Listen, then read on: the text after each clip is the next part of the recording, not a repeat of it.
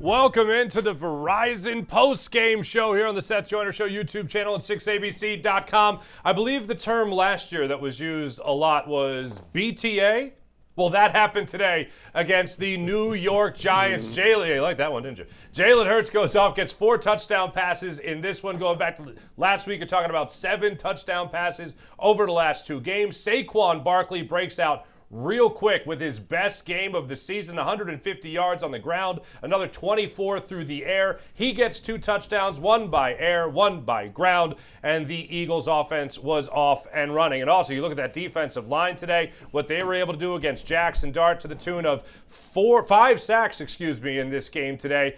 And the Eagles improved to 6-2 as they take their bye week. Welcome in once again to the Verizon post-game show. Mark Farzetta along with Seth Joyner on the Seth Joyner Show YouTube channel, and Derek Gunn as well. Bailey Livesey will be along with us as she's monitoring the chat right now. You guys are talking on social media, and the good Dr. Bruce Grossing will be along a little bit later in the day. Seth, this is the game that we have been waiting for, to see the Eagles offense break out. Yeah, they got the sacks there on the defensive side of things, but on the offensive side of things, they got that ground game going.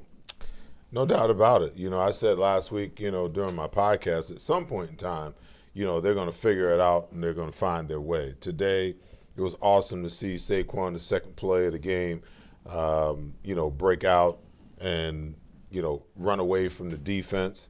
And for the offense to really secure the line of scrimmage and be able to run the ball with some consistency. Great balance today. If you like the fact that the Eagles ran the ball 33 times and only threw it 20. But they kind of got back to, what it is that they like to do. And lo and behold, the Eagles had 2 rushes. They had 2 running backs with over 100 yards today. Saquon Barkley, 14 carries for 150, and one Tank Bigsby just surfaced out of nowhere from kickoff return flop to, to running back backup. It was just amazing. 9 carries for 104 yards, 11 yards per carry for him, 10 for Saquon. And you got the bye week coming at the right time. Hopefully, we can get all the key players healthy and be ready, for the stretch run. Oh, by the way, D-Gun, A.J. Brown, who? You started that. You started that mess. Stirring the pot. Oh my goodness! I couldn't resist. You started that mess. Oh my goodness! I couldn't resist. And yet, there's something that tells me we may get another cryptic tweet before the week is over. Before the week or the next 2 weeks because of the bye? No, it won't take that long. Okay. It'll be within the next week. All right, we'll monitor his. Bailey, let's make sure we're monitoring A.J. Brown's Twitter and Instagram and all the social media just couldn't platforms. resist. I'm sorry. You're always instigating. You need to be more of a peace-loving man like the rest of us. I am. Gunner, look at this game. First Yeah. off, I was thinking, Yep. he was sitting right next to me, obviously, Seth Joyner, while we were watching the game. Right. But if you remember during the pregame, he was breaking it down for us, literally drawing up plays and blocking schemes that the Eagles needed to run. So Saquon Barkley breaks that first touchdown, 65 yards, score, 2 plays, donezo. And Seth asked me, look at that blocking. And I looked at it, I went, that's exactly what Seth was saying on the pregame show. I'm sorry I didn't notice it on my own. But Gunner, they were off and running literally and figuratively. It was just nice to see them impose their will on someone. When you look at their 5 previous wins, we've talked about it, and as everybody has, a play here, a play there, things could have gone differently against them. But, but a win's a win. But in this case, they finally did what we expected them to do, which is impose their will on an inferior opponent. The blocking scheme was huge. And like I said before the game, the guy I was looking at was Brett Tothan. You look at some of the big runs they had today, he triggered those runs, not just with his initial block, but also getting to the second level blocks as well. This is good psychologically for the Eagles to go to a bye week with a dominating performance like this, and as Seth mentioned, get some key bodies healed up, with extended time, because coming out of this bye week, they have a murderer's row with Green Bay, Detroit, and then you have to go to Dallas, and you still have a Bears team lost today, but the Bears are a decent team, and you have to go out west to play the Chargers as well. So it's going to be interesting to see where they are now that you get to heal up both mentally and physically with some extended time off, I'm sure the coaches will be looking at this film over and over, Kevin Patullo, Nick Sirianni, Jeff Stoutland, in terms of what did we do right that we hadn't done the previous 7 games in terms of our overall running game. And let's see if we can implement that. The key is Landon Dickerson gets a couple of weeks now to get healthy. Lane Johnson gets a few weeks off to get healthy as well. And Cam Jurgens, get healthy as well. So that's 3/5 of your offensive line that's going to get some much needed rest. And hopefully when they get back as that cohesive unit, they can continue what they started today. All right, let's jump right to it. Our player to bank on for this victory for your Philadelphia Eagles, none other than Saquon Barkley. Now, we had Jalen Hurts last week, puts up that perfect passer rating. Saquon Barkley this week, behind the offensive line, doing their thing. 14 carries, gentlemen, had his season-long run on his first run of the game for that 65-yard touchdown, had 150 yards in total. How about this for an average? Came into the game today averaging 3.3 yards per carry. Today, 10.7 yards per carry. Had the 1 touchdown, like I said, on the ground and 1 touchdown through the air. Was there anything you were noticing other than the blocking scheme, Seth, that Saquon was doing today that led to the success? No, it was 100% the blocking scheme. I know he said the politically correct thing last week that I haven't been playing my best. I got to play better. That's just the leadership of Saquon that you see. But in actuality, the reason why they haven't been able to run the ball, and contrary to what a lot of people said, he lost a step, he's not what he was. Man, stop it, okay? Stop it. You can still see the breakaway speed is there. They got to give him somewhere to run. And today, the blocking, 100%, Mark, it was the difference. They got away from all of this, reach blocking, trying to fool the defense by going, lining up with big people to the right and then running it to the weak side, away from where you have the advantage of the numbers. They just did a good job of double teaming. That's the thing that I wanted to point out on that first run. You got both of those defensive tackles double teamed, and then they worked up to the second level. They haven't been doing a lot of that. They have been doing a lot of one-on-one blocking. Okay, let's do the numbers. We got 4 over here. We got 5 over here. Okay, we got 4 on 4. Let's just do what we do over here. No. If those linebackers are off the ball, you have to double team those tackles to get push. Because when those guys are getting penetration across the line of scrimmage and getting into the backfield, that's what's killing our run game. So let's get back to double teaming those guys and then working up next level. Now you give Saquon an opportunity not only to start where the play is designed to go, but he can also have vision and see where he can actually cut back and see where the home run actually is. Yeah, obviously by far today, Gunner, Saquon Barkley's best game of the season. Well, also I like the patience of Saquon's running today. Very similar to what we saw all of last year. You can notice a lot of times, especially on the outside run plays, he would wait, take that hesitation step and let his blocker set up, and then he'd accelerate, hit that second gear and accelerate. That's the Saquon of old. And we saw Tank Bigsby doing the same thing. Let your blockers set you up, and then you peel off to the right or to the left, depending on which way he takes the defender. We hadn't seen that consistently like that all year long until today. And that's what I expect from this offensive line. It's hard to be patient as a running back when you're getting hit at the same time you getting the ball. Absolutely. But I think he knew, D-Gun, that he was going to get double teams in front of him. So if he knows he's going to get the double team, now he's got time to kind of pick where he wants to go. Like that first play, they had slot left and 2 tight ends together over here. The play started here, but Saquon cut it back. Why? Because they double teamed both tackles, okay? He saw the tackle overrun it, and the linebacker on the weak side fast flow. When he fast flowed, boom, there's a gap back there. And now I'm one-on-one with a DB, whether it's a corner or a safety. So he cut it back. He hadn't had that luxury in the last couple of weeks to be able to cut anything back. Everything that he's had to run has to be front side because they're cutting the field off one way or the other. And a lot of times he's running into a slanting defensive tackle because they don't double.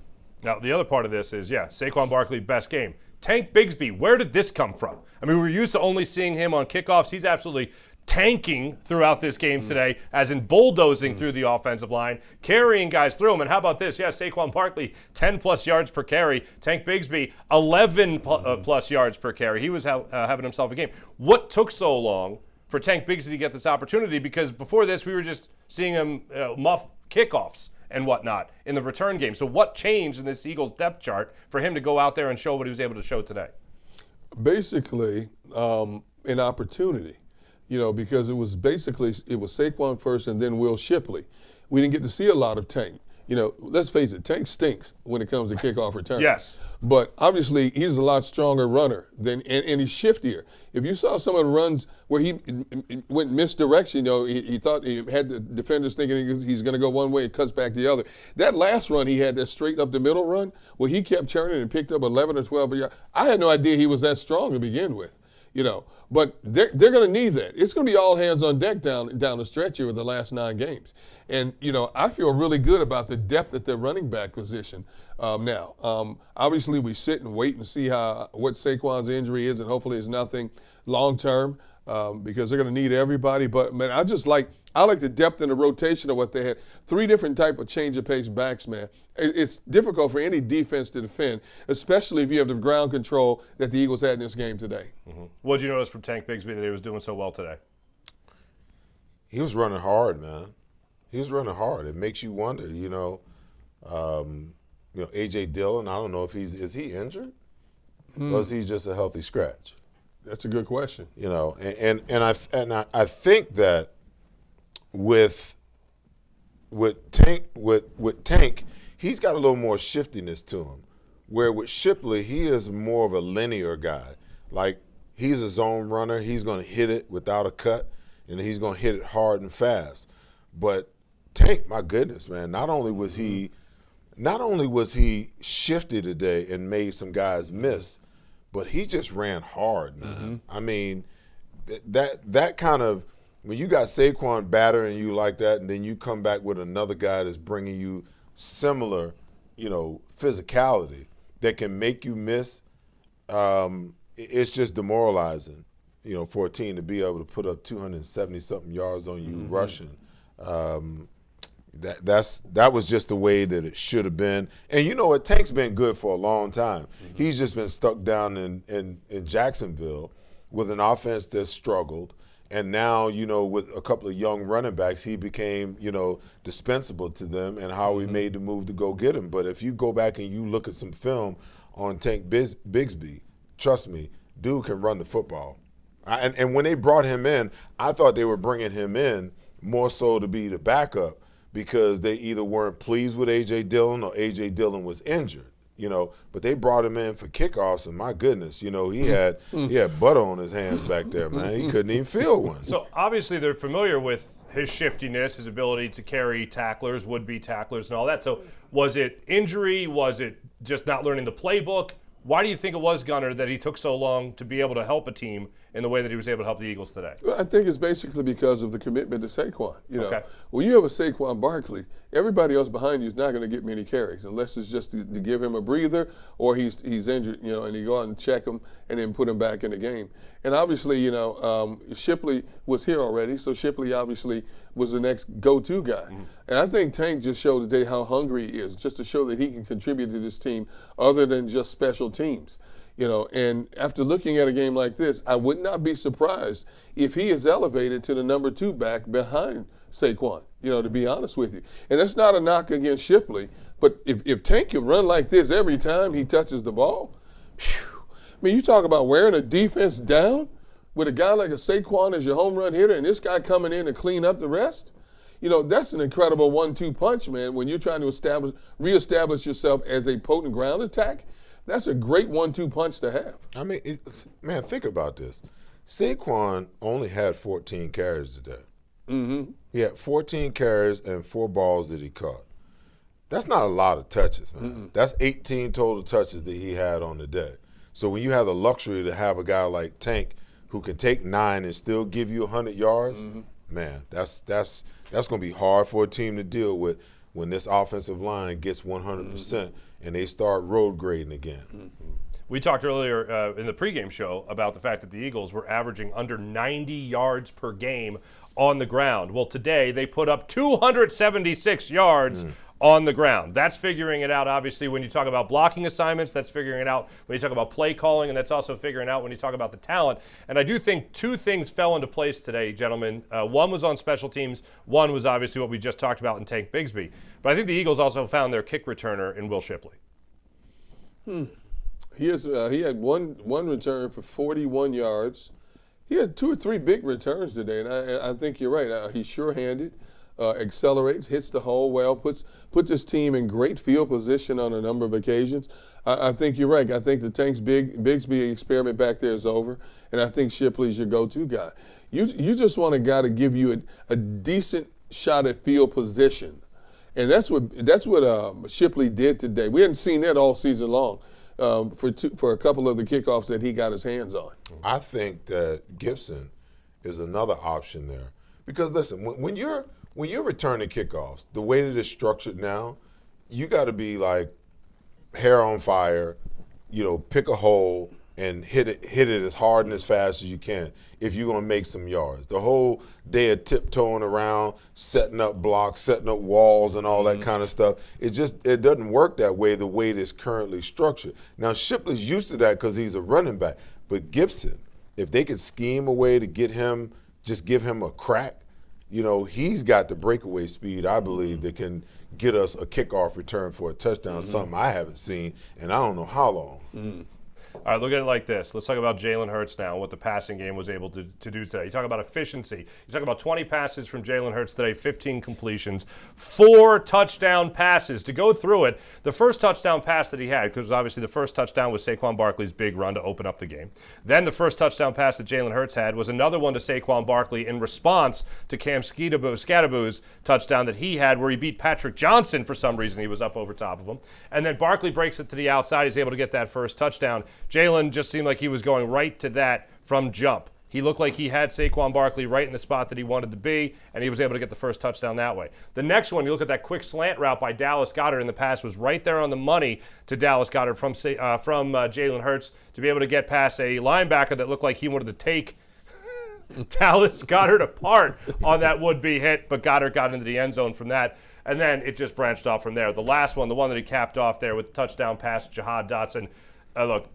Jalen put it down the field. Jahad Dotson made the play. That was one heck of a reception that he was able to make over top the defensive back on that one. But when you do look at the quarterback play, always too much praise, too much blame. What do you look at Jalen Hurts? How do you look at Jalen Hurts and what he was able to do today? First thing I'd have to say is we've talked about Jalen's highs. We've talked about his lows. But I think the one thing that we've really been impressed most with his consistency is being able to beat the blitz. You look at how many teams that have tried to beat them. He's 5 for 5, 8 for 9, 10 for 10. I think he's done an incredible job in terms of seeing when the blitz is coming, where it's coming from, and then making the defense pay. Again, he doesn't have to throw. When this offense is clicking, he doesn't need to throw the ball 30, 40 times. We've talked about just recently how if he had to throw the ball 30 or 40 times based on what we've seen recently, we're comfortable with that. But he doesn't have to. But when he's efficient like this, you're right. He hits Saquon on that touchdown. Obviously, the Giants blew the coverage there. He hits Goddard on the slant for the touchdown off the blitz as well. If there's one thing that has been consistent about his overall play is the fact that he sees where the blitz is coming. He makes the right adjustment time and time again, and he finds the open guy. He's been efficient all year long. My goodness. 15 for 20 today. 179. A lot of people wouldn't like those numbers because they're not gaudy numbers. I still have some concerns about the sacks. I think he takes way too many sacks. Yeah. There's opportunities for him to either take off and run or throw the ball away, and it almost seems to me like he would rather preserve his completion percentage than to, not give up the yards on the sack, which is like weird. But the other thing is, that's 7 touchdowns in the last 2 games, 3 last week, 4 today. Perfect, quarterback rating of 158.3 last week. This week, 141.5, okay? So if you want to talk efficiency, there's your efficiency right there. If they're running the ball the way that they normally run the ball, then they're going to be fine. If they can run it like they ran it today, they'll be fine because he's going to be efficient because they're not going to give him but so many passes anyway, But for the naysayers that sit back and they want to see the most important player on the field, a quarterback who's making $50-something million, he should be doing more. I thought the name of the game was to win. And all Jalen Hurts does is win. Mm-hmm. He wins in the most efficient way when he needs to win. When they needed him to throw the ball all over the map last week, he did it and did it in spades. When they needed him to turn and hand the ball off and make the right play, but when asked to throw the football, to throw the ball accurately on time and make plays, he did it this week. So now I can't wait to see what the talk will be in the media sphere, if you will, about when Jalen Hurts and how the Eagles have self-corrected after sliding to now winning two in a row, and with 2 weeks to get healthy and get their team back on board. And obviously, this is the last thing. As much as we have given Kevin Patullo a lot of grief this year, when they have success in changing things and making adjustments, we've got to learn how to give, we got to learn how to have grace and give these coaches, the thumbs up sometimes too. Because if you're a student of the game and you're watching the game enough, you can see that there's a lot of variations in what they did through the first 5 weeks and what they've done over the last 2 weeks. That's just a fact. That's a fact, okay? So Jalen ain't drawing up his own plays. Smitty might have called his play last week, but Saquon ain't drawing up his own plays. Somebody's drawing them up. Somebody's putting him in position, and somebody has made a change over what we saw in the first 5 weeks to what we saw the last 2 weeks. That tells me it has to be the offensive coordinator, and you have to give him credit. If we're going to beat him up when the team doesn't do well, let's give him his props when the team does well. And the most important thing is he doesn't turn the ball over. Very rarely does he turn the ball. You got a lot of big-time gunslingers in the NFL. A lot of them are daring. They turn the ball over. He does not turn the ball over. Again, we're so enamored with numbers when we talk about quarterback play. 300, 400 yards, 4 or 5 touchdowns. That's not what the Eagles offense calls for him to do. They call for him to do what is necessary each and every game. His contribution to the success of this team will change every week based on the offense, the way it's structured for him, and you look at the personnel around him. He may be handing the ball off 20, 25 times to the running back. When they stop the run, as he did last week, he may have to put the ball up 30, 35 times a game. He is not going to be a one-dimensional quarterback like a Josh Allen, like a Justin Herbert. He's not going to be that guy. So we need to get used to this. That's what he was last year. He was basically a facilitator. What do we need Jalen to do this game based on what the defense is doing or not giving us? What do we have to do to alter his game? He's a chameleon. He can blend in anywhere in any situation and get the job done. And I can't emphasize enough, rarely turns the ball over. That's all you need. That's why whenever we talk about identity with this football team with Jalen Hurts as the quarterback, their only identity is the only one that matters. Win. Win the game. Be a winner. Jalen Hurts needs to throw for 200, 300, whatever yards to win the game. You win the game. And when you talk about completion percentage and the sacks that he took, obviously you'd rather see a quarterback just get rid of it, realize there's something not there, not take a sack that's going to put you at a 2nd and 31, for instance. But the other part of it with Jalen is that he does have the ability, and this is one of the things I was critical with in the first Giants game. He's such a phenomenal athlete that he has the escapability factor, where you could get out of the pocket, you could run, you could extend plays, you could rush for the first down, whatever it might be. But there are certain instances there where you just want to see him get rid of that football. But I think it's not so much completion percentage with Jalen. I think it's just about the fear of a turnover. If he tries to force it and trying to get rid of it and he gets hit and that ball is a dead duck, that ends up being an interception. And I think that's one of the things that's on his mind. And the reason I say that is because one of the things that really changed him from that historically awful turnover run that he was on a year and a half ago was 20 interceptions and 20 turnovers in 24 games.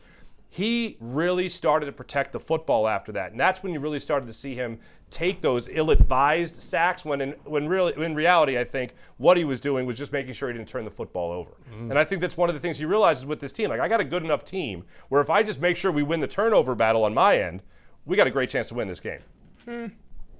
Fair, not fair? Listen, I agree. It's fair. But I also think that, there are times where there's opportunity there that he's afraid to pull the trigger.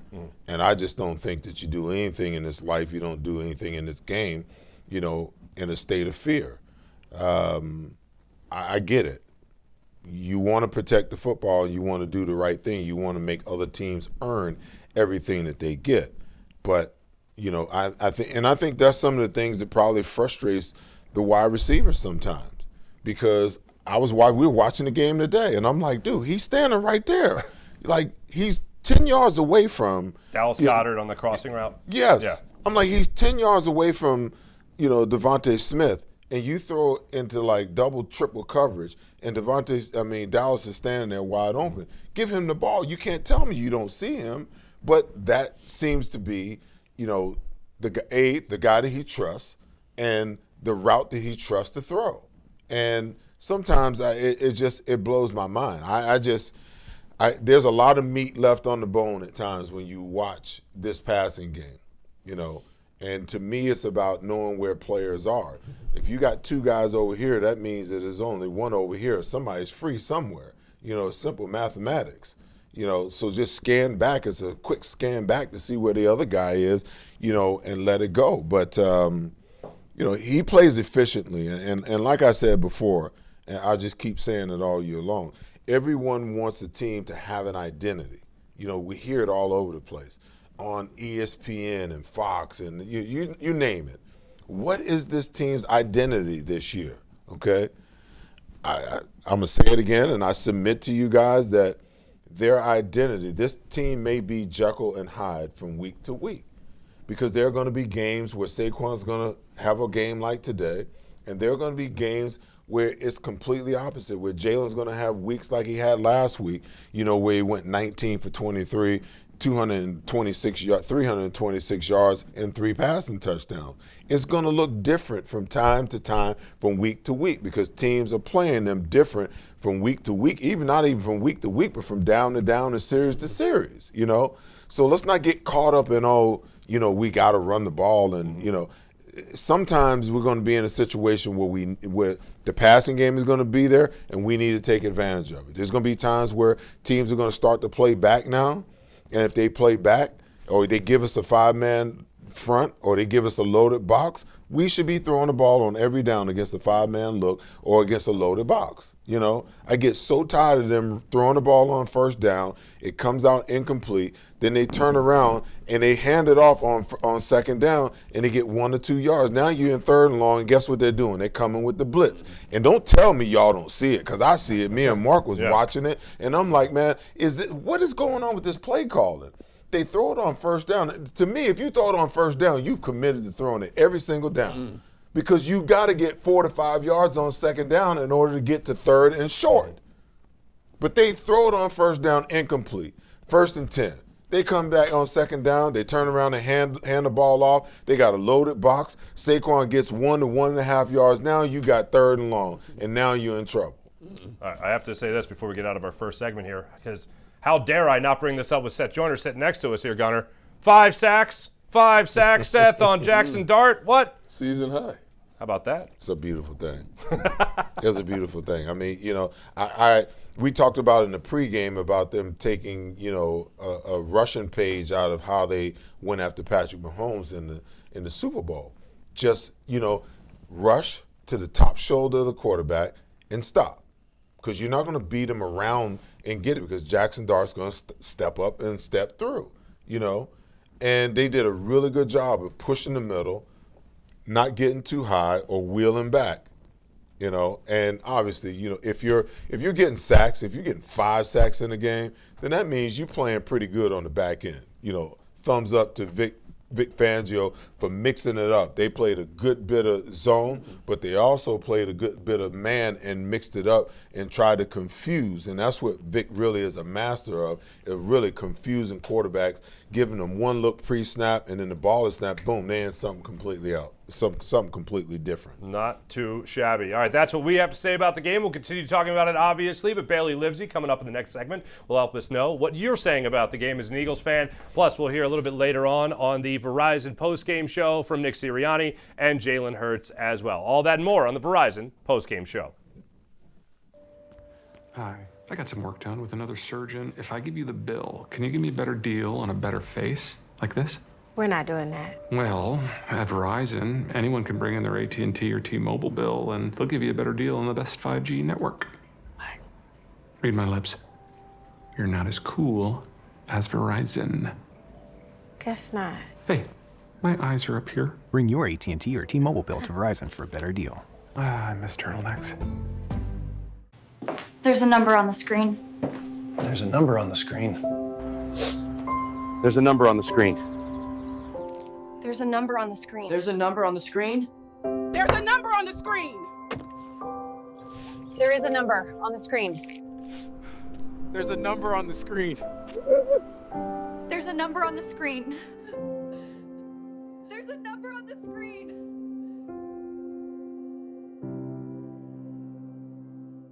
Since 1893, Weber Display and Packaging has been Pennsylvania's leading manufacturer of corrugated packaging and displays.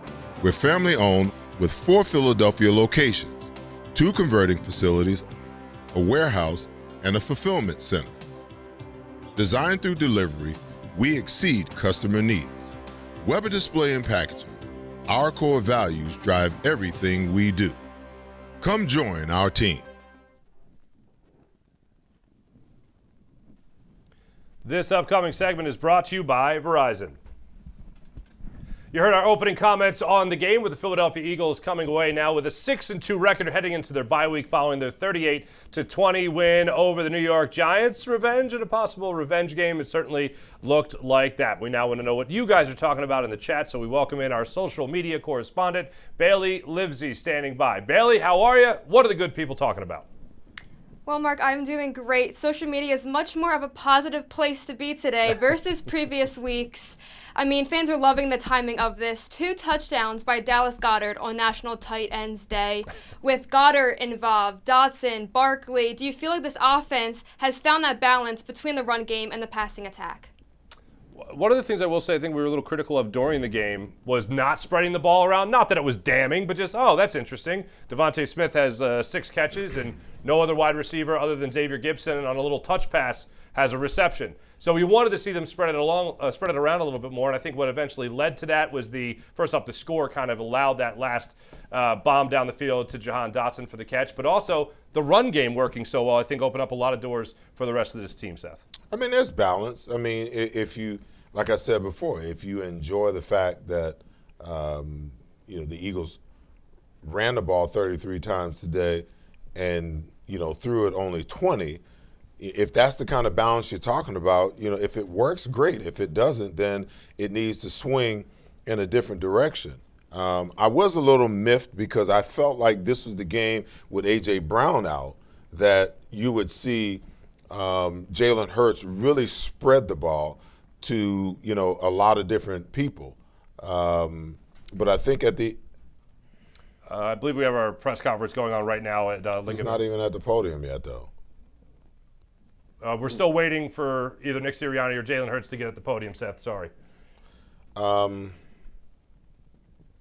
lost my train of thought. We were talking about things opening up with the run game, opening up things for the offense. No, I was talking about Jalen. There he goes, Nick. He just sat down. Nick Sirianni now at the podium. False start on us.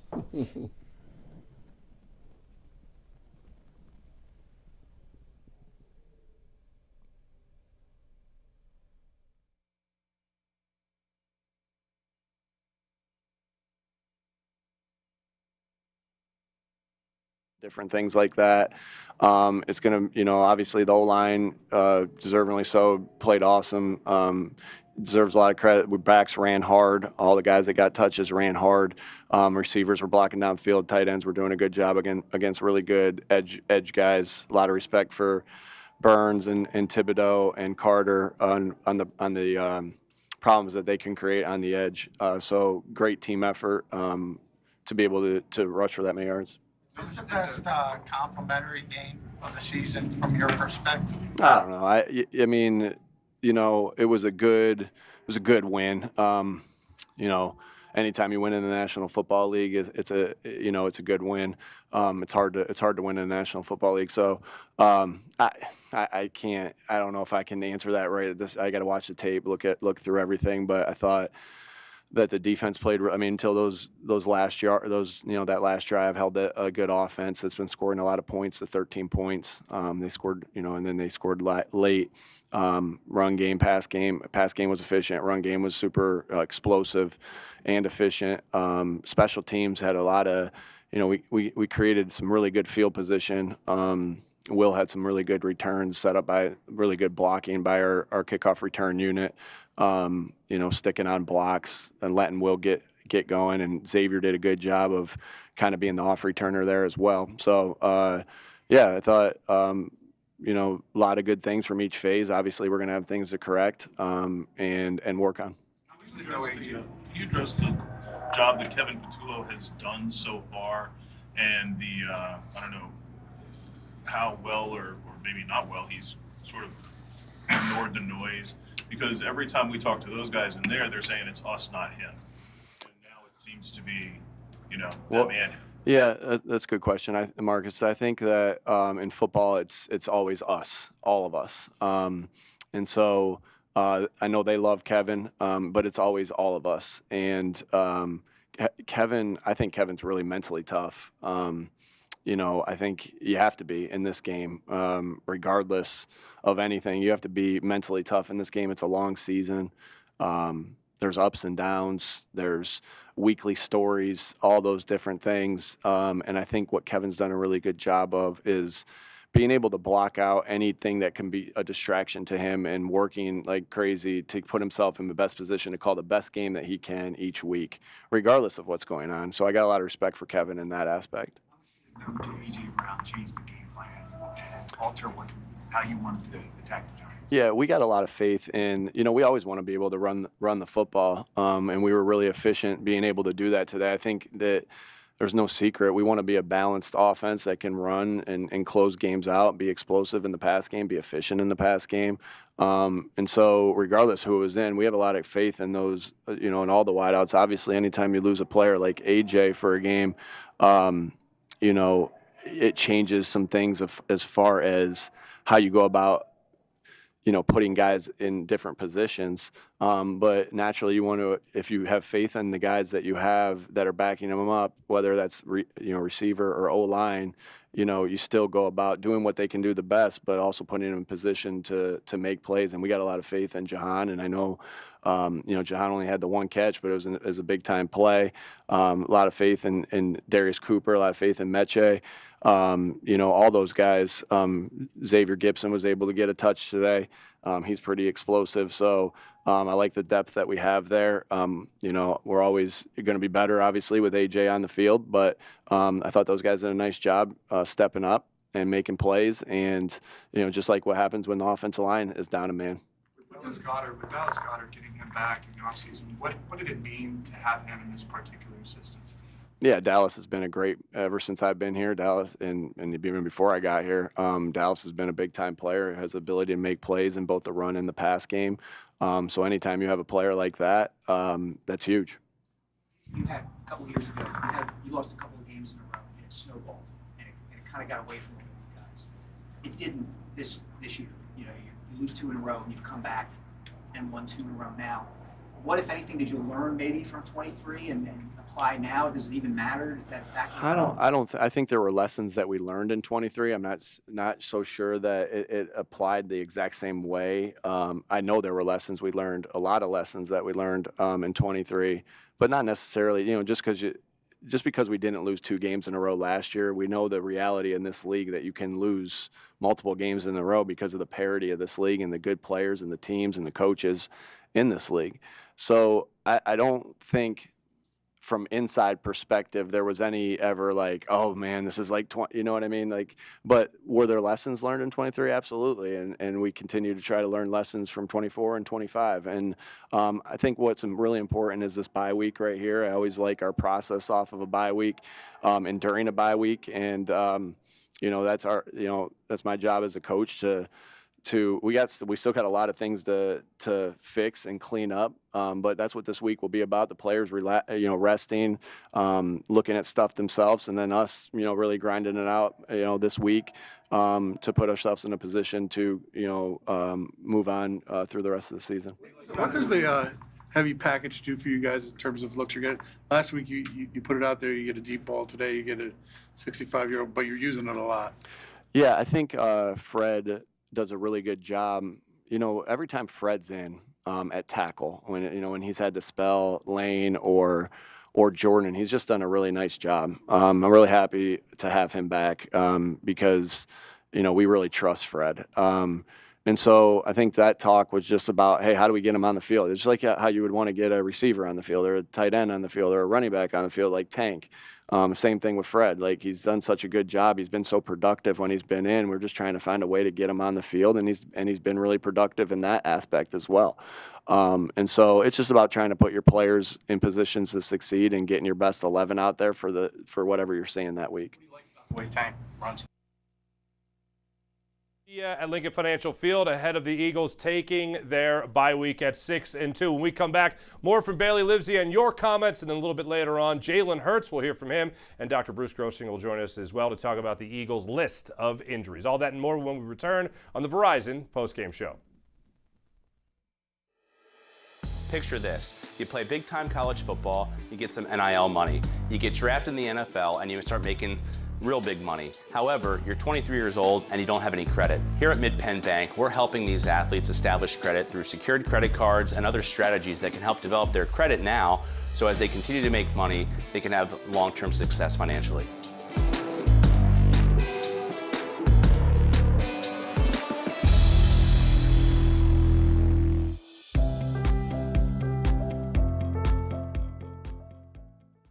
At Revolution X, we know that fortunes are made in times of uncertainty. Are you selling your investment real estate? Are you interested in deferring your tax with a 1031 exchange? At RevX, we're experts in 1031 exchange planning and the use of passive real estate options using DSTs. Not in the midst of an exchange and want to invest in real estate but don't know where to start? Revolution X has institutional grade real estate options for any size investor right now. Set up a consultation at RevXWealth.com. RevX, defer the tax, maximize the gain.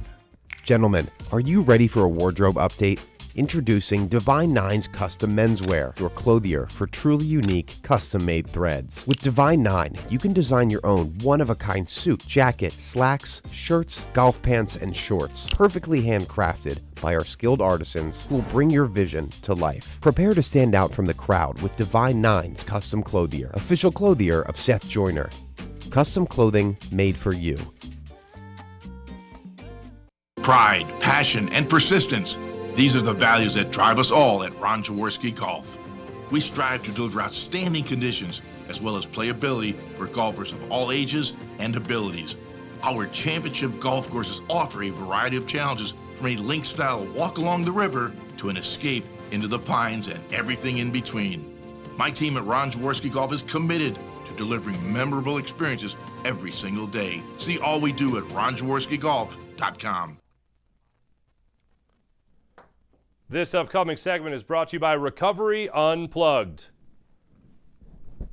Before Nick Sirianni took to the podium there, we were talking about Jalen Hurts and what we expected in the pregame show, maybe spreading the ball around a little bit more without A.J. Brown there. And Seth, you were making a point about that. No, I felt like this was an opportunity with A.J. out for him to find some rhythm with some of these other players, and it seemed like he was locked in on Devontae Smith. Now, I understand why.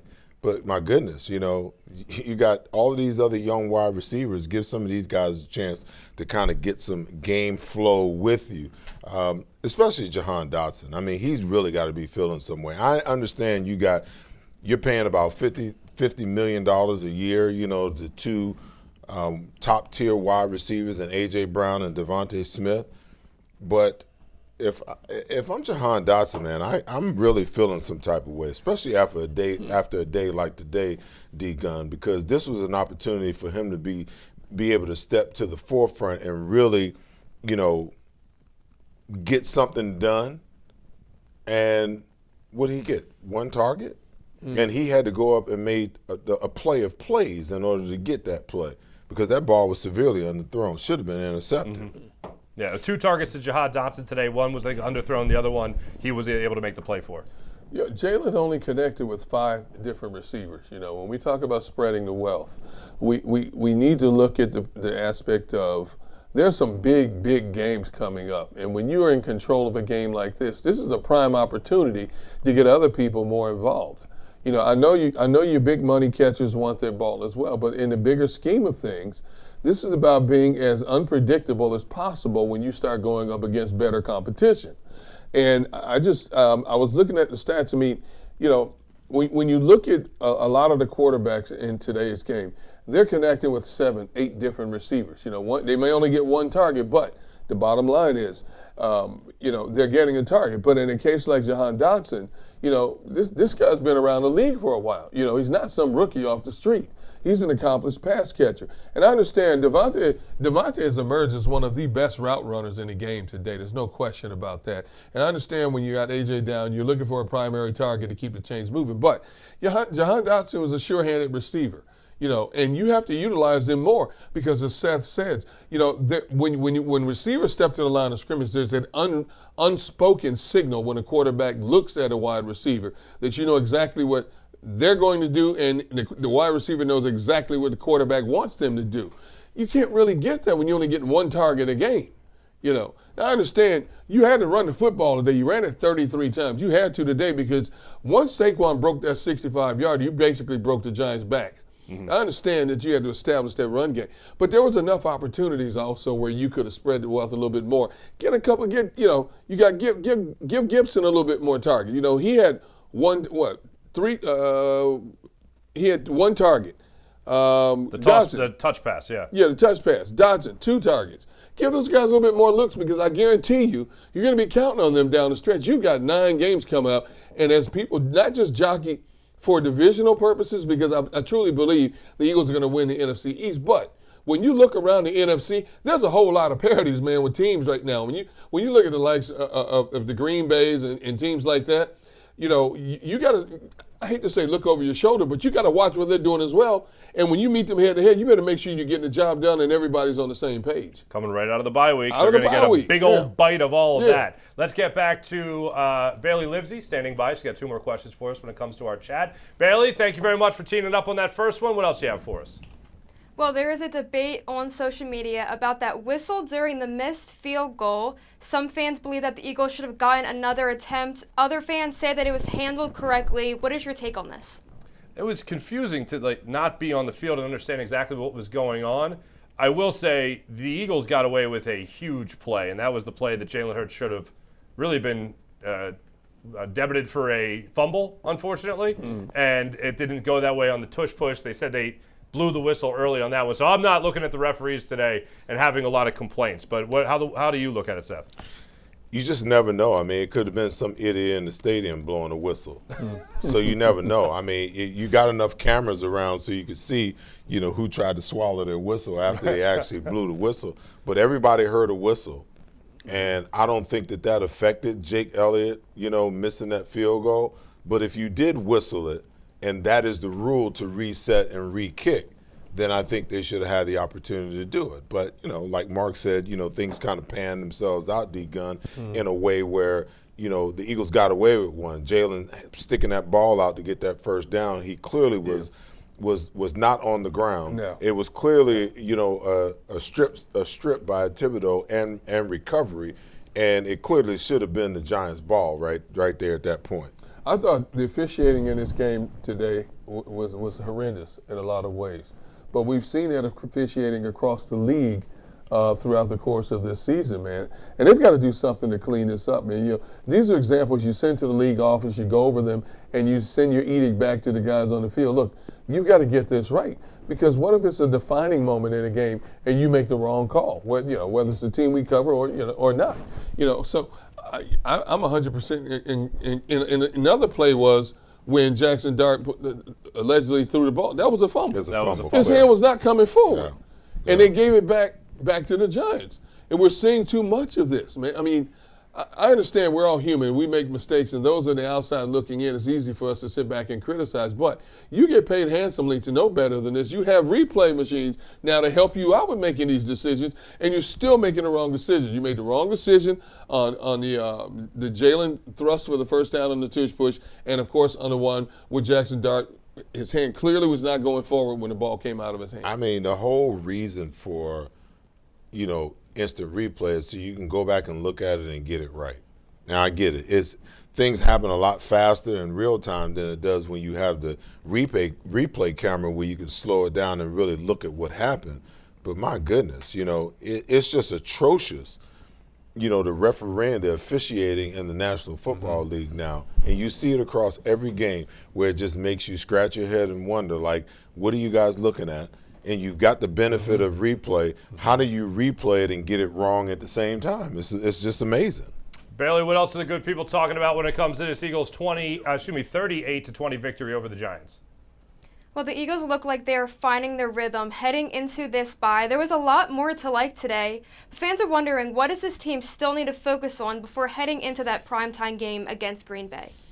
I mean, the first thing that jumps to mind for me is health. Getting on the same, continuing this, finding a way to build off this, just like the Eagles came out of Minnesota Vikings, trying to build on the passing game for how good that was in that game. They were good in this game in particular, obviously 4 passing touchdowns. The other part of it for me is just health. I mean, they got on the same page run-wise today and scheme-wise as well, Seth, to your point about blocking. But the other thing was just get healthy. That's the number one thing as far as I'm concerned going through this bye week. Well, I think it's 2 phases. Last week we saw them take apart a really good Minnesota pass defense to the tune of 326 yards.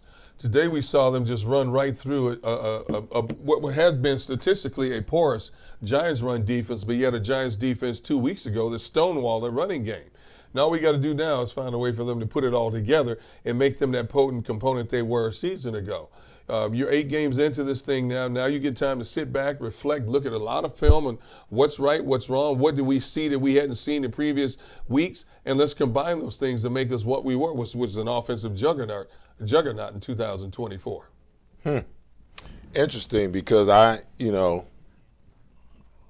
okay, I'll give you my answer in a second. All right, we're going to get to Jalen Hurts now. Very important. He's at the podium right now. We've been having a desire. We've had a desire to stay on schedule and be better in first and second down, really first down. And, man, those guys up front, they played their tails off. Really good in the combo blocks and getting movement in the run game. And then Saquon being Saquon, when he had those opportunities, he took the most, made the most of them and take advantage of them. And then Tank coming in and, running as hard as he did. I think those things kind of, when you're able to run the ball efficiently like that, it kind of gives you a flow a bit. And so proud of how we were able to run the ball, and I'm proud of how we were able to make plays and win in the red zone and take advantage of those opportunities there too. When Saquon goes 65 yards on the second or third play of the game, I mean, what does that do for the psyche of the team? Did it feel a little maybe like last year when he was able to do that consistently? We're not looking at I definitely don't look at it that way. It's about looking within and saying, well, what can we be better at? And I've used the word leverage. How are we leveraging ourselves? We came out and we did some different things that we hadn't done before, and Saquon hit it with a full head of steam. Those guys blocked it up front, and Take did the same. And so we just want to have that balance. Want to be able to utilize every piece of what we have, whether that's in the spread, whether that's under center, however it is. 12 personnel, 11 personnel, 21, 13. Just being able to go out there and present these different things and have variations off of it. Now that there's been more under center for a few weeks now, how does that help you? How does that help that balance, especially with the running game? I think when you have more variety and you have different variations of what you do, you definitely can build off of that. And so I think the best of them usually are able to attack people in different ways, and they can pick their poison in that. And I do think that element of what we do, it has always done something for us. And we just want to continue to build off of that. I enjoy being under center and being able to complement things within our run game and find a flow. But ultimately, I think it's about finding a flow in what you do. It's not necessarily, you stick a guy under center or you're playing from the shotgun or you're in the pistol. It's about what are you doing when you're under center. How are we leveraging what we do? How are we leveraging the guys? What guys, what spots are we putting guys when we're in these different positions? And so We just want to continue to build off of it. Obviously, a big time for us is always going into the bye week and being able to assess that and have a reset a bit and build forward. When you're without your top receiver, how does that change the game plan? Well, I point towards those guys that came in and stepped up and made big time plays when the number was called, and it's definitely a different rhythm because you get a flow of playing, with AJ and Smitty and Dallas, and you have your crew. The way that they stepped in, Jahan made that big time play towards the end of the game, kind of put a dagger in the game. Coop just going out there and kind of knocking the dust off a bit. I know he hadn't been available. Mitch out there playing hard, and then obviously Smitty. I think all those things are good, but when you're able to run the ball like we did, that creates more of a balance and free will of how we attack people. Do you think through that evolution, Jay, when you have a new offensive coordinator, which you've had, 7 in the last 8 years, it takes a while for... Jalen Hurts addressing the media at Lincoln Financial Field. Let's get back to talking about this offense again and talking about what this team needs to do through the bye week now, what we can expect from them. What do you want to see from them? I want to continue to see more diversity in what they do, on the offensive side of the ball to begin with. You guys, it's funny because I really like to hear, Jalen Hurts talk, because sometimes he could be extremely revealing and other times he could be extremely cryptic. I heard combo blocks. We were talking about that in the pregame. I haven't seen a whole bunch of combo blocks, for most of this year. So if they implemented more combo blocks, then that means that the success of the run game probably lies in the combo blocks because you don't have the size, the mass, or the health that you had last year. So let's keep doing that, for one. The second thing is, for those who said that Jalen Hurts doesn't want to be under center is the reason why he hasn't been under center. The man just says, I enjoy being under center, okay? So, I don't think it could be any more clear than that, D-Gun, that if he enjoys being under center, let's formulate more plays from under center so we're not living in shotgun so much as to the point where teams can begin to get a read on, because there's definite tells when you're in shotgun opposed to when you're under center or you're in the pistol. Well, they ran 20 plays from under center just a week ago. He looked pretty efficient to me, under center there. And if usually what the quarterback wants is what the quarterback gets, And so if he says he feels more comfortable, if I'm Kevin Patullo, I'm spending the next couple of weeks. I don't mean to interrupt you, okay? You just said if he says I feel more comfortable, I don't give a damn how you feel. He's a quarterback. He says he feels more comfortable under center. Why not? Because there are some things that you get. There are some things that you can say, okay, if this is my game plan, okay, and you're my quarterback, okay, and we sit down on a Wednesday or a Thursday, let's go to Friday, okay, and we game plan and we trying to get our first 15, okay. These are the first 15 I come up with. Here's the pen. I want you to put a star next to the things that you are most comfortable with. Exactly. Okay.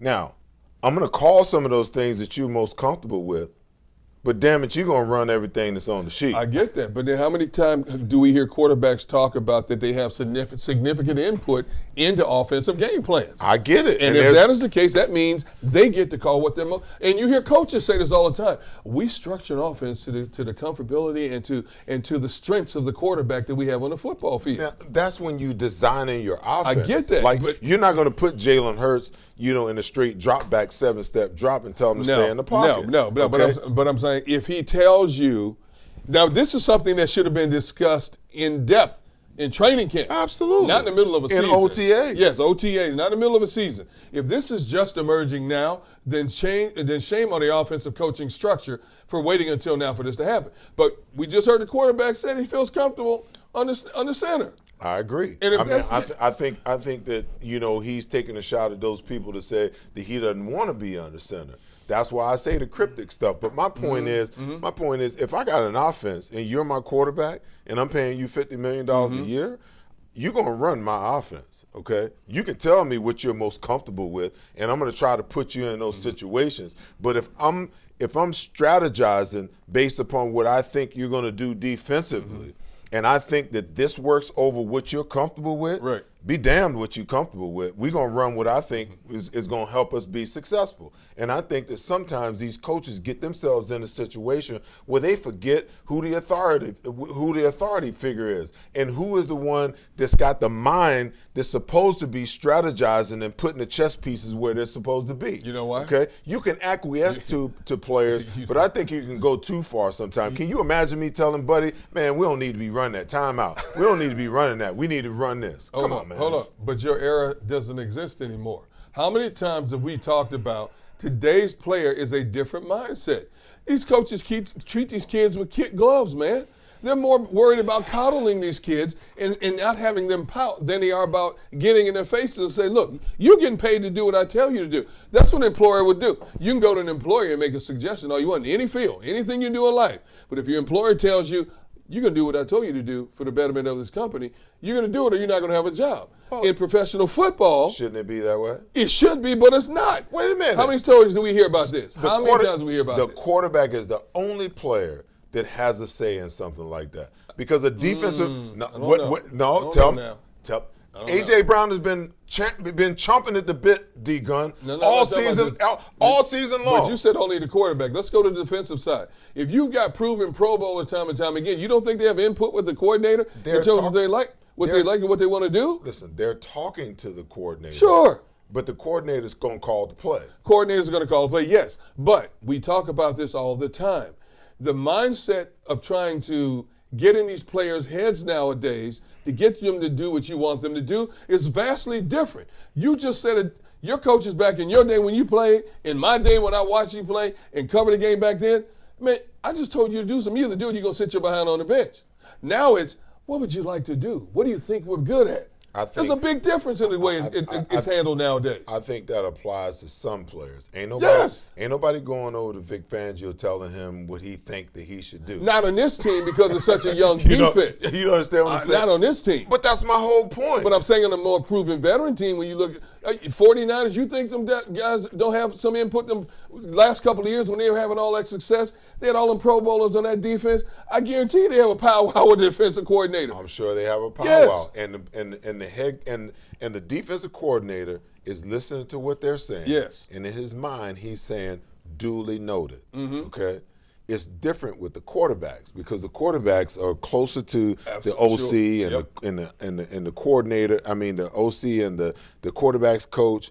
And I think that sometimes that these coordinators and OCs get themselves in a bad situation trying to placate the quarterback instead of forcing the quarterback to be able to adapt and run the things that he's not comfortable with.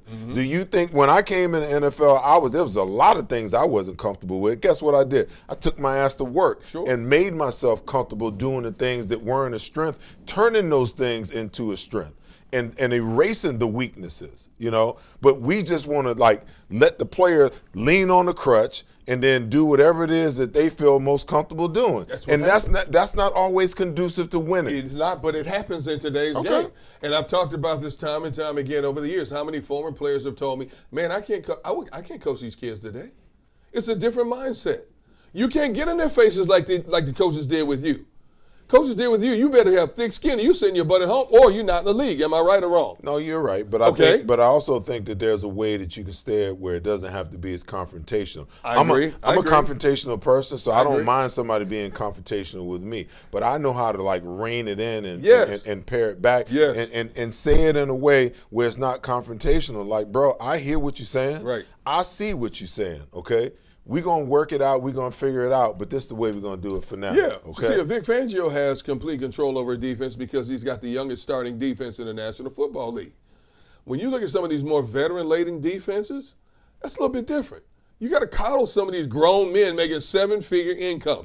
It should not be this way, but it is in today's football. I don't want to be coddled. I don't blame you. I don't want to be coddled. But mindset, I never want to be coddled. Your mindset across the board does not exist in today's National Football League. Talk to too many former players and coaches even who get frustrated because they can't just coach everybody the same way. Best thing I ever heard when ex-player told me, you need 53 psychologists nowadays to coach today's player in the National Football League. It should not be that way. As a young man making a hefty income, when I go to work as a businessman in the National Football League and I'm one of the chosen few to play this game at this level, I'm going to do whatever coach tells me to do to make that money as long as I can. You know what, D-Gun? In all of my years, I never had a single coach that ever asked me this. But if I was coaching today, this is the question that I would ask these quote-unquote, hard-to-coach players, okay? How badly do you win? Do you want to win? How great do you want to be, okay? So you have the skill set, and I have the knowledge to help you get from point A to point B, okay? Now, we can do it the soft way, and we might not necessarily arrive the way we want to get to. At the same conclusion, but the knowledge that I'm trying to impart on you, it's like we talked about in the pregame. That first day out there on the field with those young guys in Buffalo, and I'm trying to teach them and show them, how to run these techniques and how to, have a counter move to their pass rush, okay? I think that some of them, I think the young ones could see the benefit. But when the older guys didn't show up day 2, guess what the young guys did? They followed suit, okay? And my thing is, I have never, ever been in a situation as a player where someone had something to offer me that could help me be better, to help me supersede, because you know what? It wasn't enough for me to just make the team. I wanted to be a playmaker. I wanted to be a part of the reason why the defense had success, why the team had success, okay? So I'm looking for every little thing that I can come up with. When I first got here, I wasn't a great pass rusher. You know what I did? I went and I got film of Lawrence Taylor, Derek Thomas, Reggie White, Pat Swillen, and I studied to learn how to get better at that part of my game, okay? So my question is, how great do you want to be, okay? Are you just happy to be here, or do you want to maximize your potential and maximize your talent, okay? Now understand that there's some things as your coach that I got to do, okay? If I tell you once, if I tell you twice, if I tell you the third time, after the third time, we got a communication problem, or you just want to do it your way. So now, when you're not doing what it is that I asked you to do, the message that you're sending to me is that everything that you said about being great and maximizing your talent was a lie. Okay, so what did you say a while ago, and you said it on the pregame show? You offered players your insight and your knowledge, right? The first day some showed up, the second day none showed up, right? Am I correct? Is that what you said? Yep. Okay, so I guarantee you, if you grab 20 players in a closed environment and sat down with them one-on-one and ask them the same question, how great do you want to be, how much do you want to succeed? Unfortunately, you might get 20 different answers. Whereas when you play, you would get one consistent answer. Today's brand, you would get 20 different answers.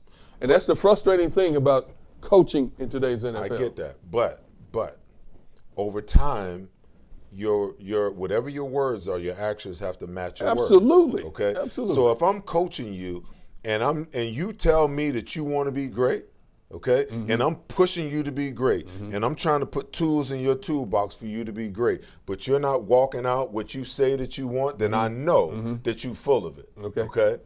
Now I know you full of it. So when it comes time for us to get in these meetings and we talking with the scouts and the owner and the GM and all these other, and the head coach and everybody else, okay, now I know how to deal with you. Because when we start talking about, is he worth the money? He's not committed. And if he ain't committed, let's go get the next guy that I can work with and try to figure out how we can get him and make him committed to what he says that he wants to do. The team wants to be great. The team wants to win. He wants to maximize his talent. If that's what he said, then how I'm coaching him and what I'm trying to pour into him, he should be like this with his arms, his mouth, his ears, his nose, everything wide open, trying to soak it in. How many prominent players do we see in today's game if they don't get their touches, their looks? All of a sudden you hear player X's agent is requesting a trade. How many times do we hear this? Every season, somebody doesn't get their touches. This is across the board. My player wants to be traded. He wants to go to where he can succeed. No, he wants to be an individual. He doesn't want to be a part of a team. He wants to be an individual because he knows if he gets his individual numbers, his money numbers go up. So they give you all this crap about, I'm committed to the team. No, you're not. You committed about the team of me. That's it. And we hear this all the time. And we'll probably hear it again this season. Player so-and-so is not happy with his role on the team, and he's requested a trade. Am I right or wrong? I think both of you guys. It happens all the time. I think both of you guys made wonderful points. You're such a diplomat. I side with. No. There's no sides. I side with Bailey. Bailey, thank you very much. Bailey, thank you for making sure we can put the quarter in that machine every show. Appreciate that. When we come back, we'll have our drive of the game. We'll also hope to hear from the good doctor, Dr. Bruce Grossinger, when we return on the Verizon post-game show. There's a number on the screen. There's a number on the screen. There's a number on the screen. There's a number on the screen. There's a number on the screen. There's a number on the screen. There is a number on the screen.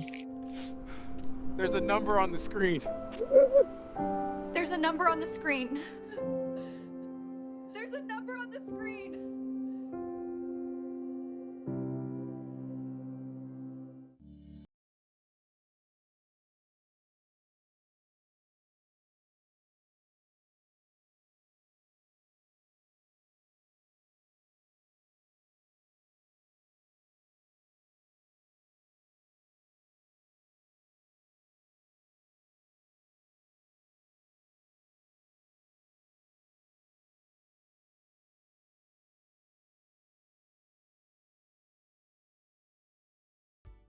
Gentlemen, are you ready for a wardrobe update?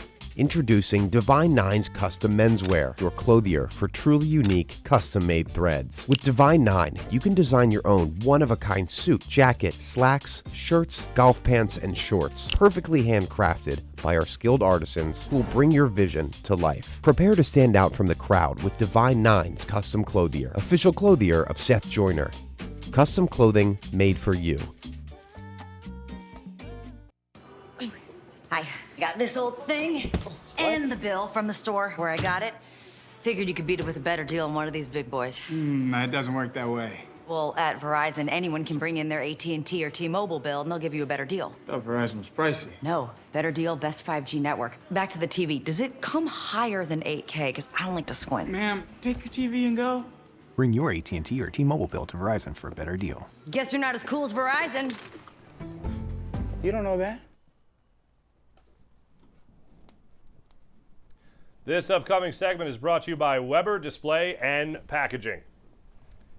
First, we want to address our comment section one more time. We do want to give a big thank you to Moonlight Wright, who's asking this question to the panel here. To push back on all this, are there coaches and players and coordinators, coaches and coordinators, that are the best minds on their team? In the words of Tom Brady, why don't we rank coaches/coordinators like we do players? They all aren't great, you know. Why don't we do that more often, where you're looking throughout the league and you're ranking coaches, you're ranking coordinators similar to we do players? Because coordinators and coaches don't play a single down. They strategize. And they strategize and they do things to get the player ready to go out there and execute what it is that they've put together. I realize it. Listen, I agree 100% because I've always said that a player's individual success, especially early in his career, is a direct reflection of the coach's knowledge that's developing him and bringing him along. If the coach has a great knowledge of the position and a great knowledge of the game, well, guess what? He's got plenty to pour into that player, and that player is going to, exceed expectations. He's going to develop his potential, and he's going to have a great career. But if that coach doesn't have anything to offer me, how can I get better? I either have to outsource that in the off season. Like I'm a product of that. Like I came in as a rookie, and Wade Phillips was my linebacker coach for my first 2 years, and he drilled me like a drill sergeant every single day. Come to find out, he really didn't believe in me, and that's why he drilled me. But you know what? I'm glad he did because it helped make me the player that I was. Then Jeff Fisher was my linebacker coach for 3 years. I leave here, go to Arizona, connect back up with Buddy, and while, Rex Ryan was just getting into the game, but by then I had all the elements of being a good player that I needed. I just need to work on those things individually, you know. But I've also been on some teams as well where I've had a linebacker coach that all he could do is hand me a game plan on Tuesday and leave me the hell alone until Monday morning when we go over the film. So I get what people are saying. I get the question wholeheartedly, you know. But in reality, we don't rank coaches like that, you know, because that world is kind of a world unto itself. Like, I mean, if you really stop and you think about it, very few industries is nepotism allowed. But if a coach wants to bring his kid along, that kid can get a job where guys who played in the game 13, 14, 15 years can't even get a look. You know, the other piece of it is not every guy that's a coach in the National Football League deserves to be coaching a position in the National Football League. Because what's your experience? You know, what do you bring to the table as an intangible? And I'm not saying that every single coach needs to be a player have experienced all of that, but you have to have some kind of knowledge about what it is to play the linebacker position to be able to teach, besides the X's and O's. Because I've seen plenty of X's and O's guys that can explain the game out of this world, but they can't tell you why you did something wrong. Like, they could get up on a whiteboard and draw stuff up and show you, you know, how it's supposed to work and what it's supposed to look like. But when that guy that's supposed to be blocking you lines up in a different place or plays the game at a different level, he can't tell you how to adjust. Or you're trying to run a stunt and he can't tell you the specifics, the fine details, the technique of how to get it done. Like, I can remember coaching. I can't remember where it was, but we were running what was called, you know, a swap stunt, where on the weak side with the linebacker off the ball, the defensive end who's supposed to have contained, he would go across the tackle's face and, you know, the linebacker, the will backer, would replace. Well, the linebacker kept getting there late. He kept getting there late, you know, and I know because I've actually run the play before.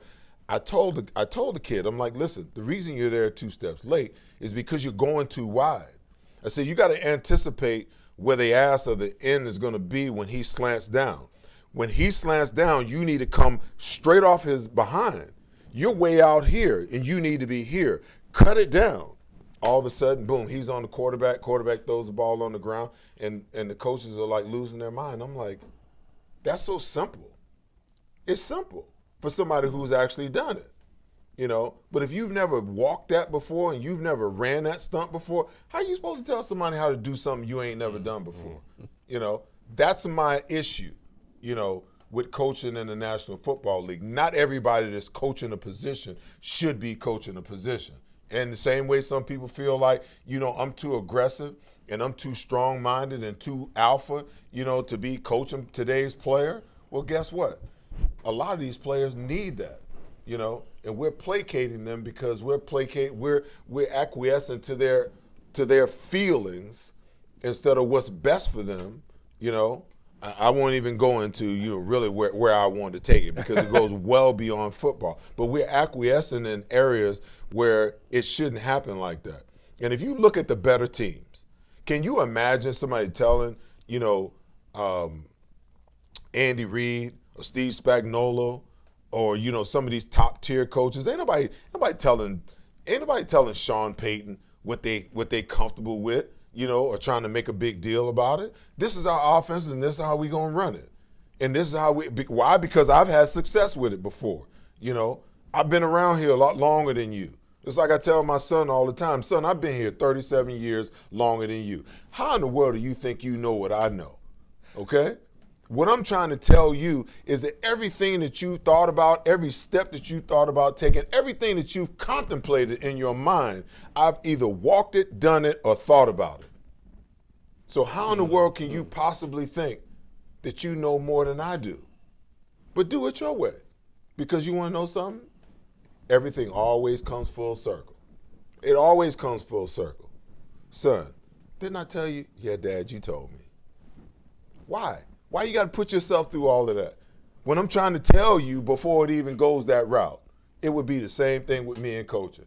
I'm going to tell you, if you do it this way, this is what's going to happen. This is the way we want you to do it. If you do it this way, you're going to have success. Okay, do it your way. See what happens. And then sooner or later, you do it that way long enough, we're going to get your ass out of here and get somebody that's willing to come in here and do it the way I want you to do it. That's what coaching is all about, in my opinion. The cleaned up version of it is mess around and find out. Mess around and find out. The Eagles did not mess around in this game. Let's get to our drive of the game, and that had to do with the first drive of the game, the tone setter. Now, you just heard in the press conference there from Jalen Hurts that they didn't look at this as a tone setter. They didn't look at it as a sign for things to come in the game. It was just what worked at that time, and it worked to perfection. Let's get into it. Our drive of the game was the first possession for your Philadelphia Eagles. It lasted just 2 plays, Gunner. A 65-yard touchdown run from Saquon Barkley. Prior to this, I believe his longest run of the season was 19 yards. He had not even gotten, what was it? 18 yards. Yeah. I gave him a yard.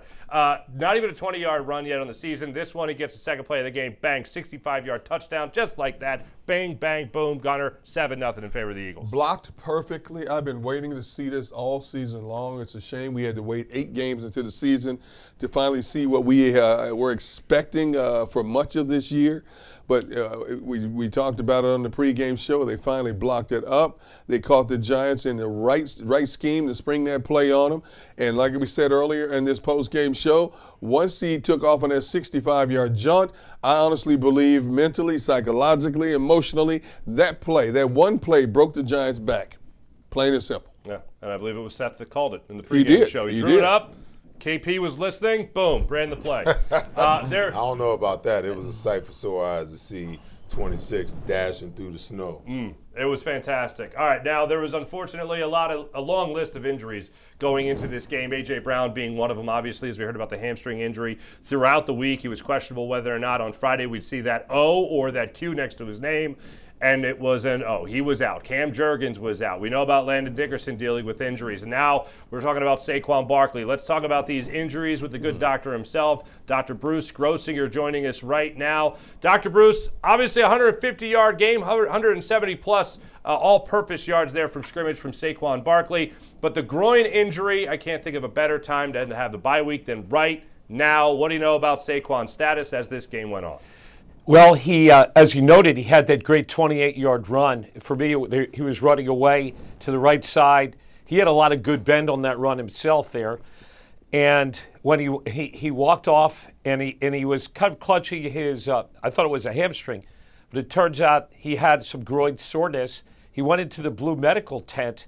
He came out and grabbed his helmet, and he was on the sideline kind of chopping at the bit. That was a good sign. So I think that is, I would call it a minor soft tissue injury.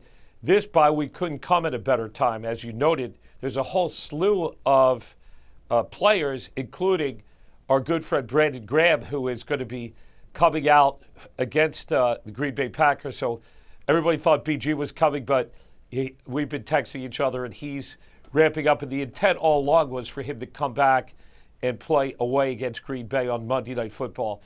Again, as you noted, A.J. Brown had that practice injury with the hamstrings, and they didn't bring him in. Nolan Smith will be off IR. That's really good. We have an edge rusher with a tricep strain. Cam Jurgens is projected to be back, so there's a lot of projection here. Ja'Cory Bennett, we always wonder what happened to him. We traded, for, but he never came back. His pec injury is supposed to be doing well. Dory Jackson had the former groin. We had some jokes about that, but he's through the concussion protocol.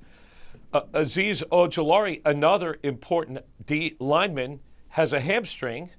And so essentially we have just a ton of people with soft tissue injuries, and the bye week couldn't come at a better time. You have 2 weeks. I think the lion's share of these people will be returning.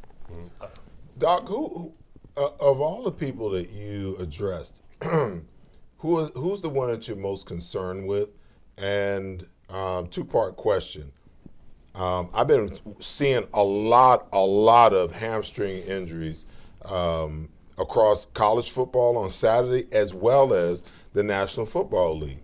Why are there so many hamstring issues at this part of the year? I played for an old school coach that believed if you pull a hamstring that you was just out of shape, man. So I'm wondering why, because it's becoming more and more prevalent.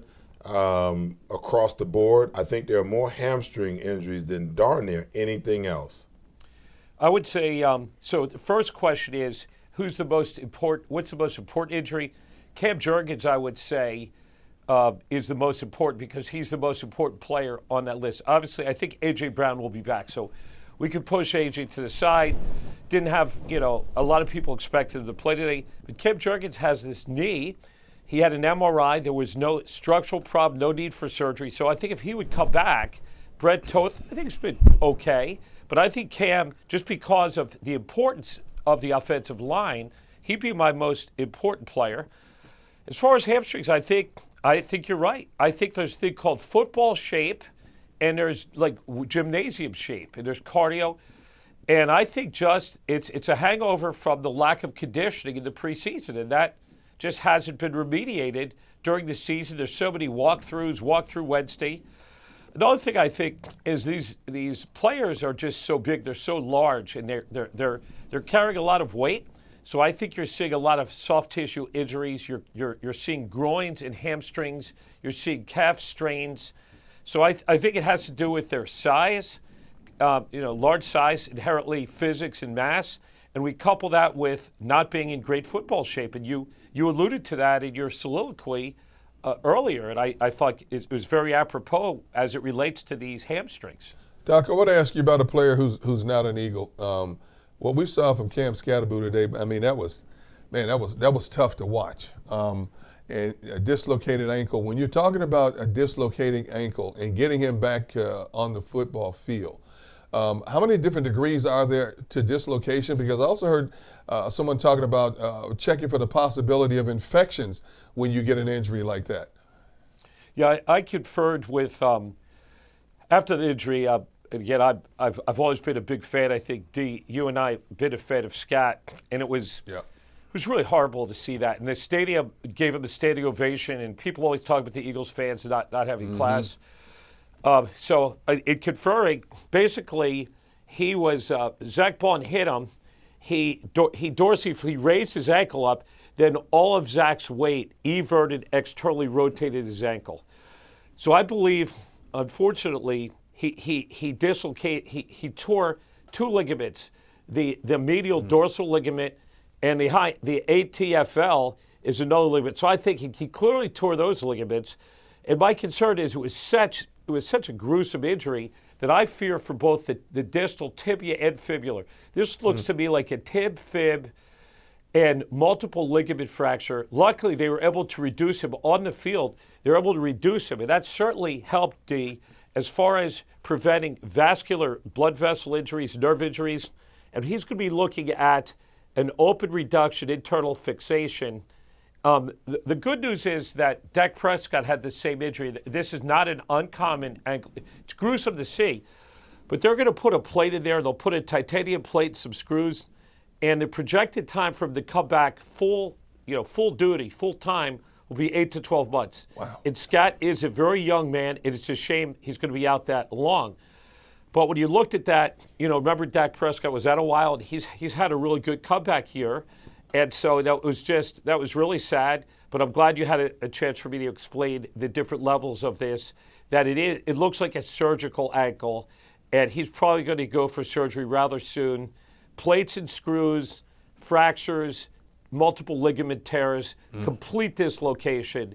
And I conferred with a bunch of different people in my field, and I think we have congruence about what we think is ahead for a great guy, even if he's a New York Giant, a great guy, an energy guy. And it was terrible to witness that. Certainly. Dr. Bruce Grossia, thank you so much for joining us. We appreciate you helping us get a better understanding of what went on today. Thank you, Doctor. You're very welcome. Dr. Bruce Grossia, you're joining us. That's sad to hear, man. It is. I mean, we've obviously talked about the Eagles trying to contain him, but seeing a young player like that go off the field, nobody wants to see it. And again, to reiterate, Gunnar, thanks for bringing it up.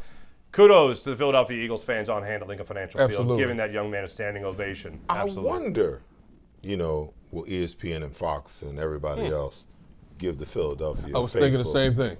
Thinking the exact same thing. And in Philadelphia, a sarcastic cheer of support to Cam Scatterboo. Philadelphia fans get such a black eye when it comes to their loyalty to their team and how they're perceived. And I was proud of the fact that everybody in that stadium stood up and gave that young man a standing ovation because they respected the type of football player he was on the field. You know, they didn't boo him off the field. They stood up and applauded the fact that, you know, here's a gallant warrior who went down, unfortunately. Man, I was up in New York a couple of weeks ago, and somebody was still making reference to snowballs and Santa Claus. I'm like, man, I'm like, give it a rest already. That was before I got in the league. And I got in the league in 1986. That's ancient, man. You said 1966, what? Yeah. When we come back, we're going to take a look. 2 years old, 1966 league gun. He had his leather helmet. They called him Lucky Lindy. We come back. We're going to look at the schedule going into the bye week and coming out of the bye week on the Verizon postgame show. Since 1893, Weber Display and Packaging has been Pennsylvania's leading manufacturer of corrugated packaging and displays. We're family owned with 4 Philadelphia locations, 2 converting facilities, a warehouse, and a fulfillment center. Designed through delivery, we exceed customer needs. Weber Display and Packaging. Our core values drive everything we do. Come join our team. Pride, passion, and persistence. These are the values that drive us all at Ron Jaworski Golf. We strive to deliver outstanding conditions as well as playability for golfers of all ages and abilities.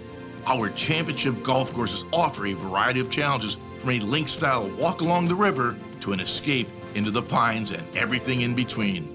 My team at Ron Jaworski Golf is committed to delivering memorable experiences every single day. See all we do at ronjaworskigolf.com.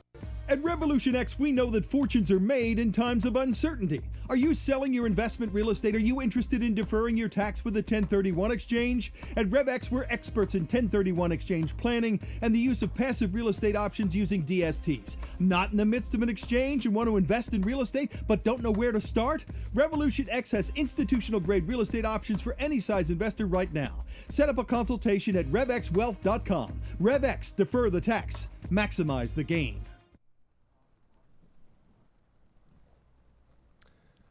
This upcoming segment is brought to you by Mid-Penn Bank. As per usual on the Seth Joyner Show YouTube channel here on the postgame show in particular, Verizon postgame show, we like to always be in the spirit of giving, and we're highlighting the Kelly Green jersey, particularly today, of another Eagles legend. Seth, what do we have today? Well, we got a winner, ladies and gentlemen. There you go.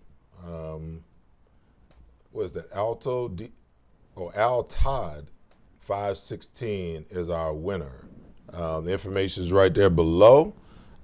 Email us, at my email address, and someone will make sure you email us your mailing address so that we can send the jersey to you. All right.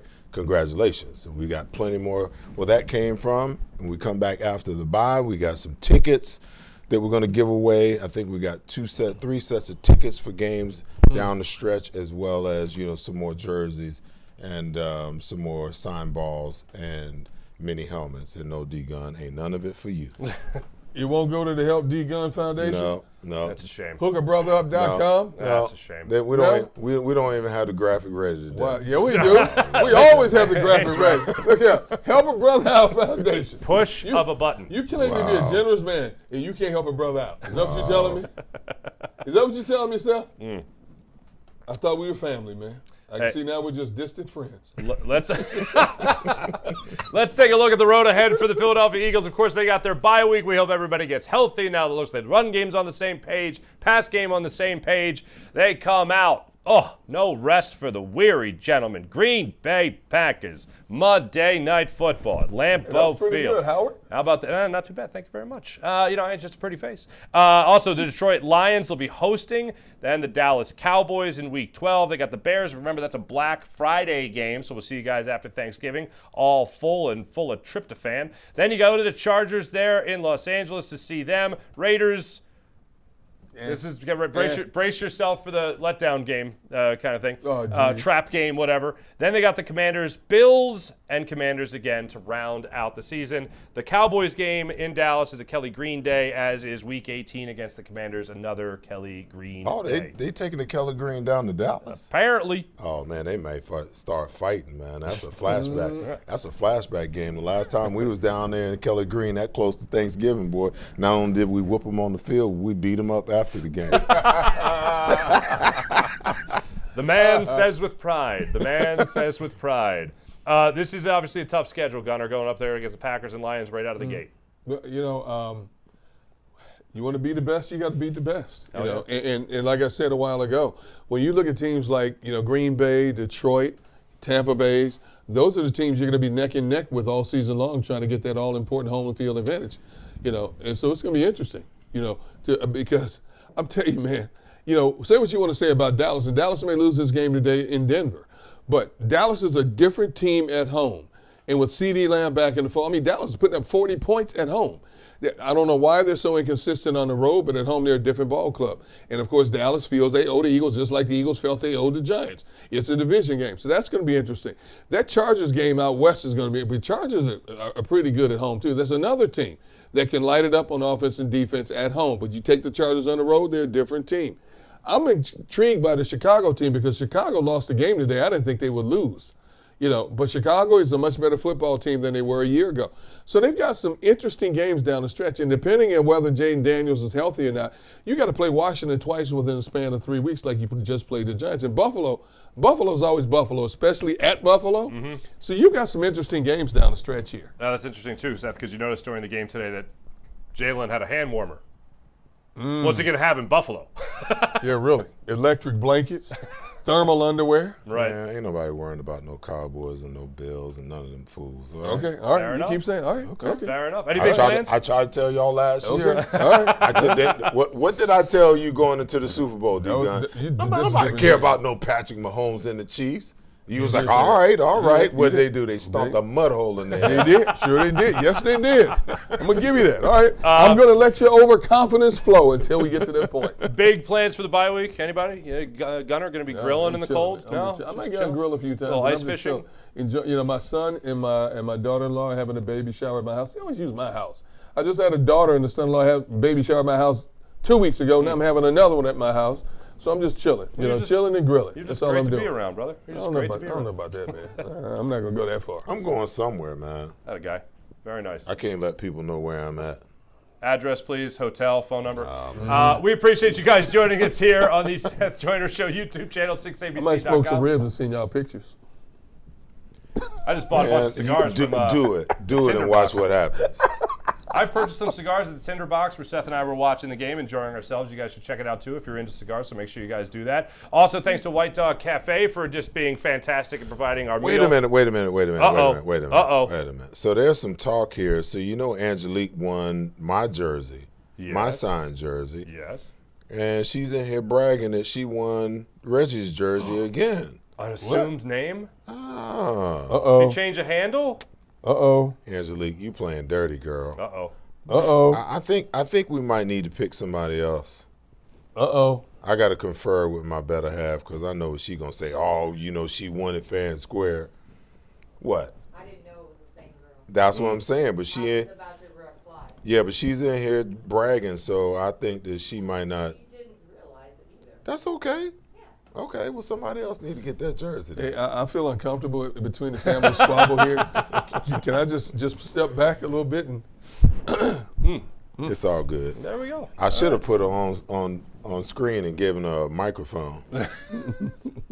All right, the giveaway is under further review. We'll get back to you on that one. We appreciate you guys joining us, of course, for the first half of the season. We'll be back with you guys on that Monday night game against the Green Bay Packers at Lambeau Field. For Bailey Livesey and also our friends here at Creative Outfit, we appreciate all the hard work they put into this show as well. For Dr. Bruce Grossinger, for Derek Gunn, Seth Joyner, I'm Mark Farzetta. We'll see you guys after the bye. Go Birds.